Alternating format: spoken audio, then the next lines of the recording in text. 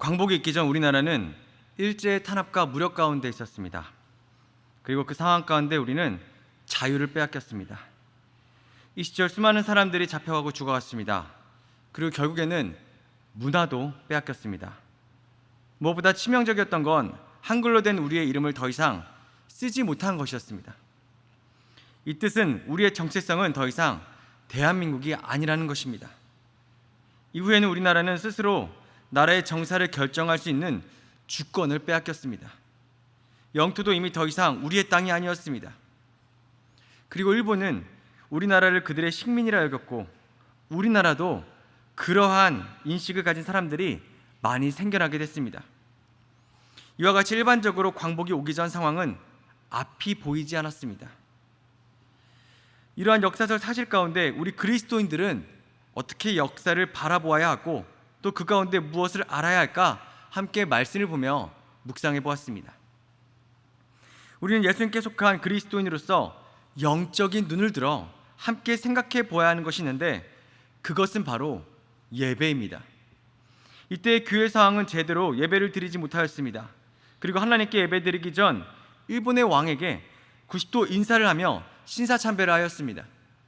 이 행동의 의미는 예배받을 대상은 하나님이 아니라 인간의 왕이 하나님보다 더 위에 있어 예배를 받아 마땅하다는 것을 말하고 있는 것입니다.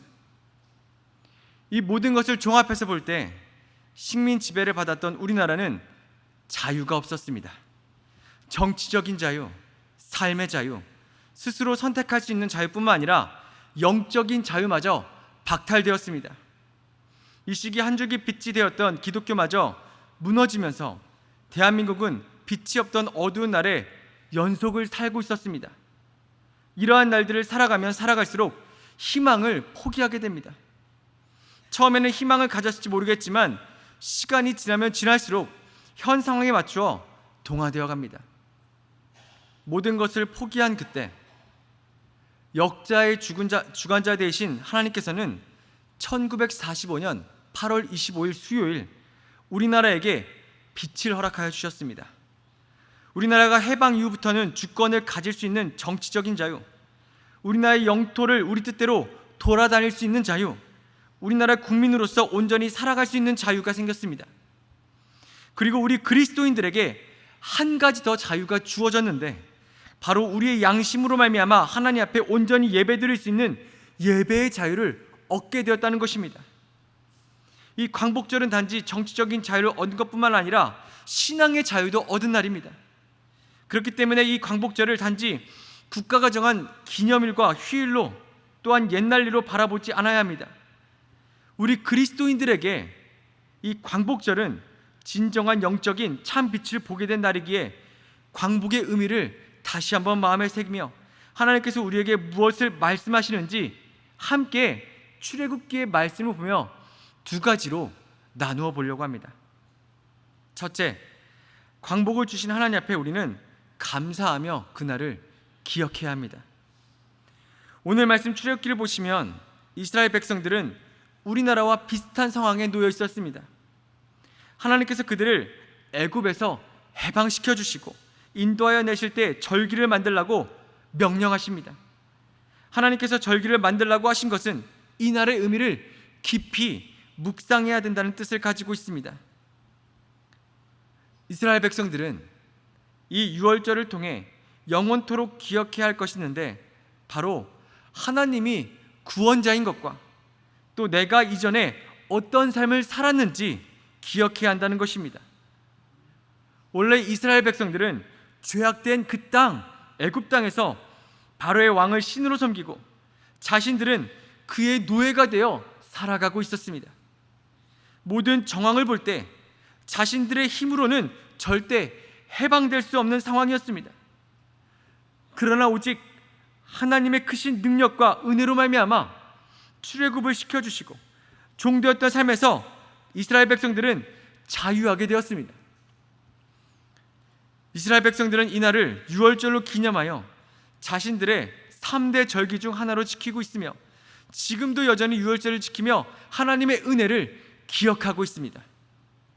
올해 우리나라의 광복 79주년이 되었지만 우리는 이들처럼 얼마나 이날을 깊이 묵상하는지 생각해 봐야 될 것입니다. 제가 앞서 이야기한 것처럼 예전에 우리나라는 주권이 박탈되어 자유가 없었습니다. 모든 것을 빼앗기고 정체성마저 흔들리게 되었습니다. 나라가 없다는 것은 한국인으로서 미래가 없다는 것을 의미합니다. 1939년, 36년 마라톤 선수 송기정을 많이 들어보셨을 것입니다.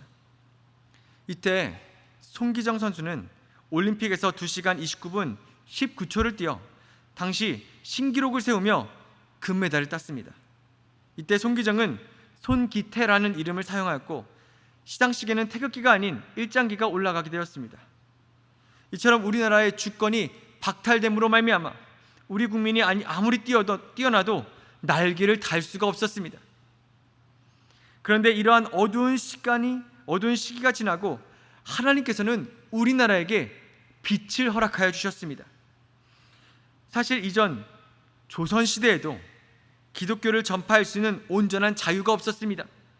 유교와 성리학, 왕정제도 때문에 그리고 여러 무속신앙으로 말미암아 복음이 잘 들어가지 않았고 또한 복음을 전할 때 자신의 목숨을 바쳐야만 했습니다.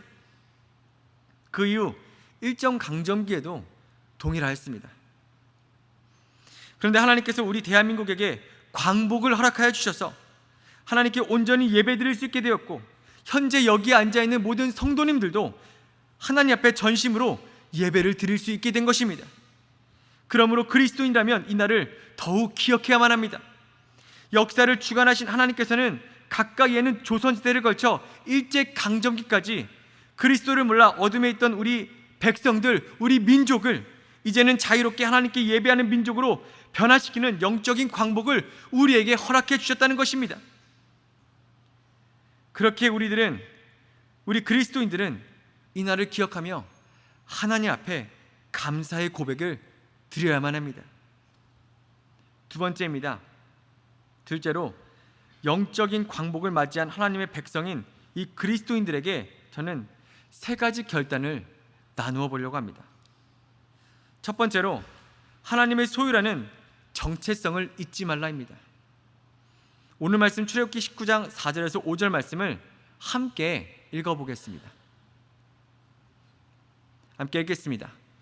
내가 애굽 사람에게 어떻게 행하였음과 내가 어떻게 독수리 날개로 너희를 업어 내게로 인도하였음을 너희가 보았느니라. 세계가 다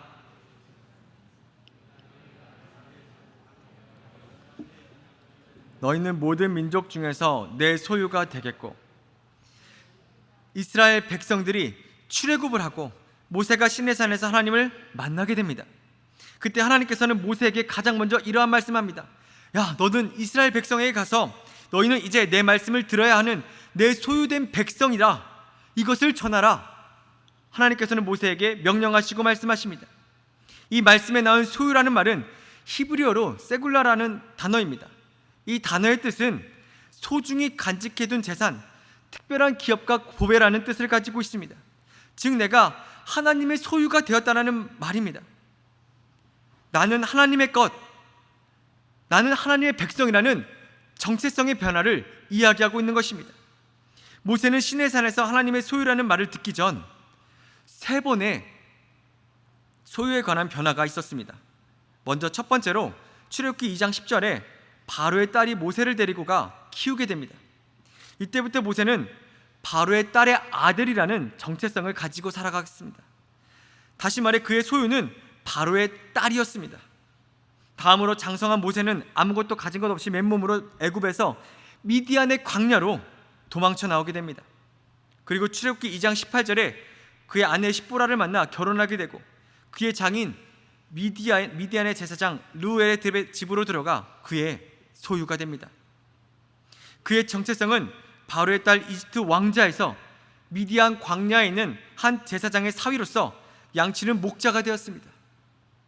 마지막으로 40년이 지난 후 하나님께서는 모세에게 불에 타지 않는 떨기나무를 보여주시며 그를 부르십니다. 그리고 그에게 내가 반드시 너와 함께 있을 것이다 말씀하시며 너의 정체성은 더 이상 바로의 딸의 자녀도 아니고 미디안 광야에 사는 한 제사장의 사위도 아니고 너는 하나님의 사람이야 라고 말씀해 주시고 있는 것입니다. 모세는 시내산에서 이 소유라는 말을 듣자마자 자신이 누구의 소유로 살아왔는지 깨닫게 되었을 것입니다. 그리고 자신의 일평생을 하나님께서 인도하신 것처럼 이스라엘 백성도 이제 하나님의 특별한 기업으로 그의 소유된 백성으로 정체성을 가지고 살아갈 때 하나님께서 선한 일로, 선한 백성으로 인도해 주실 것이라고 모세는 깨닫게 되었을 것입니다. 동일하게 광복을 경험한 우리 대한민국, 그리고 여기 앉아 계신 모든 성도님들, 하나님께서는 이제 더 이상 죄를 짓는 민족, 사탄의 권세 아래 죄의 자녀로 살아가는 그러한 민족이 아니라 하나님께 온전히 예배드리는 하나님의 소유된 백성이라 지금 우리에게 말씀하고 계십니다. 이 시간 영의 눈을 들어 광복의 의미를 다시 한번 새깁시다. 하나님께서는 이 나라를 하나님의 소유라고 말씀하고 계십니다. 이 정체성을 우리 영혼 가운데 새기며 잊지 않고 살아가는 우리 모두가 되기를 우리 구주 예수 그리스도의 이름으로 간절히 소원합니다. 두 번째로 제사장의 나라가 되는 것입니다. 오늘 말씀 출애굽기 19장 6절 말씀에 이렇게 나와 있습니다. 너희가 내게 대하여 제사장 나라가 되며 거룩한 백성이 되리라. 너는 이 말을 이스라엘 자손에게 전할지니라. 하나님께서는 영적인 자유를, 참 자유를 경험한 나라에게 이제 너희들은 내게 대하여 제사장 나라가 되라고 명령하고 계십니다. 하나님의 역사를 경험한 나라에게 이제는 그냥 목적 없이 나 자신을 위해 이 세상을 살아가는 나라가 아니라, 나를 위해 그냥 이유 없이 목적 없이 살아가는 나라가 아니라, 특별히 제사장이라는 말을 언급하시며 제사장의 나라가 되어 살라고 우리에게 명령을 하고 계시는 것입니다. 성경, 특히 레위기에 보면 제사장의 역할이 있습니다. 그들이 하는 일은 하나님과 사람 사이에 제사를 집례하는 것, 사람들 사이에 전염병에 대해 진단하는 것이 그들의 역할이었는데 그것을 중보라고 말합니다. 중보자로서 제사장의 역할은 하나님과 사람 사이에 죄로 말미암아 끊어졌던 것을 연결해주는 역할을 하는 것이며, 사람과 사람 사이에 들어가 그 있는 문제들 가운데 하나님의 뜻으로 살아갈 수 있도록 연결해주는 것입니다. 구약에서는 아론과 그의 자녀들이 대대로 제사장의 역할을 감당하였지만 이제 신약에 들어와 성령을 받은 우리들에게 왕같은 제사장이라는 칭호를 붙여주시며 그 역할을 감당하라고 우리에게 말씀하고 계십니다. 그럼 우리는 어떻게 제사장의 역할을 감당할 수 있을까? 그 역할은 바로 기도하는 것입니다. 저는 목사지만 제 집안은 제사를 드리며 귀신을 섬기며 우상 숭배하는 곳에 있었습니다. 저는 어렸을 적 언제나 제사를 드리는 한복판에 서 있었습니다. 아주 작고 힘이 없는 존재였지만 그곳에서 절하지 않고 기도하였던 것이 생각이 납니다. 기도의 내용도 기억나는데 언제나 그 제사 안에서 기도드렸던 것은 이곳 가운데 있는 더러운 귀신들 예수님의 이름으로 떠나가게 하여 주시고 예수님께 예배하는 가정이 되게 해달라고 매번 기도하였습니다. 이 중보 기도를 통해 현재 저희 가정은 더 이상 제사를 드리지 않게 되었습니다. 귀신을 섬기는 죄악이 끊어지고 설날과 추석이 되면 예배하는 가정으로 변화되게 되었습니다. 제사를 수백 번, 수천 번 드려도 죽어서 천국에 가지 못하는 것을 깨닫게 될 때가 옵니다. 조상 귀신을 아무리 섬겨도 천국 소망이 없다는 것을 하나님께서 알려주실 때가 옵니다. 이처럼 우리는 예수님을 믿지 않아 현재 천국을 몰라 지옥행을 살아가고 있으며 이후 죽은 후에 하나님의 심판대 앞으로 말미암아 지옥에 떨어져 죽을 수밖에 없는 사람들을 위해서 우리는 제사장적 사명을 가지고 기도해야 한다는 것입니다. 또 예수님을 몰라 죽음으로 가고 있는 여러 종교들, 이슬람, 불교, 힌두교, 무교, 이단과 사이비가 판치는 나라들을 놓고 우리는 하나님께서 역사해달라고 중보 기도해야만 합니다. 그들이 회개하고 돌이켜 참빛이요 생명이신 하나님께로 돌아오게 해달라고 기도해야만 합니다. 이 중보 기도가 바로 먼저 영적인 광복을 경험한 제사장의 나라로서 감당해야 할 우리들의 사명입니다. 셋째로 거룩한 백성이 되라입니다. 오늘 말씀 출애굽기 19장 6절 말씀을 제가 읽어보겠습니다. 너희가 내게 대하여 제사장 나라가 되며 거룩한 백성이 되리라. 너는 이 말을 이스라엘 자손에게 전할지니라. 하나님께서는 우리 모두에게 하나님에 대하여 거룩한 백성이 되라고 명령하고 있습니다. 이 거룩한이라는 말은 히브리어로 카도시라고 하는데 바로 구별됨이라는 뜻을 가지고 있습니다. 이제 더 이상 예전의 죄의 습관들, 죄의 생각들, 죄의 문화들을 따라가지 말고 하나님의 말씀을 지키며 살아가는 거룩한 백성이 되라고 우리에게 명령하고 계시는 것입니다. 여러분, 하나님의 십자가의 큰 은혜를 경험한 사람들이 어떻게 다시 예전으로 돌아갈 수 있겠습니까? 어떻게 예수님을 모르는 사람들과 동일하게 생각하고 동일하게 행동하고 하나님의 말씀을 대적하며 살아갈 수가 있겠습니까? 거룩에는 중립이 없습니다. 오직 두 가지 선택만 있습니다. 하나님을 따를 것인가? 하나님을 대적할 것인가? 여러분, 우리 함께 거룩을 선택합시다. 지금까지 죄악을 따라갔다면 이제부터 하나님을 선택합시다. 무엇이 하나님이 원하시는 것인지, 무엇이 하나님께서 기뻐하시는 것인지 기도하며 함께 선택합시다. 우리 이 마음을 가지고 함께 하나님을 선택하는 우리 모든 제주영락교회 성도님 되시기를 우리 구주 예수 그리스도의 이름으로 간절히 축원합니다. 말씀을 마무리하겠습니다. 영적인 광복을 경험한 우리들에게 하나님께서는 과거의 죄악된 삶을 더 이상 따라가지 말라고 명령하고 계십니다. 그리고 우리를 하나님의 소유요 제사장 나라요 거룩한 백성이 되라 말씀하십니다. 이것이 하나님의 영적인 광복을, 하나님의 빛을 경험한 우리들의 정체성입니다. 평생 예수님의 발자취를 따라가며 우리는 예수님의 소유요 제사장 나라요 그분의 거룩한 백성임을 우리의 영혼 가운데 새기며 함께 살아가기를 우리 구주 예수 그리스도의 이름으로 간절히 축원합니다.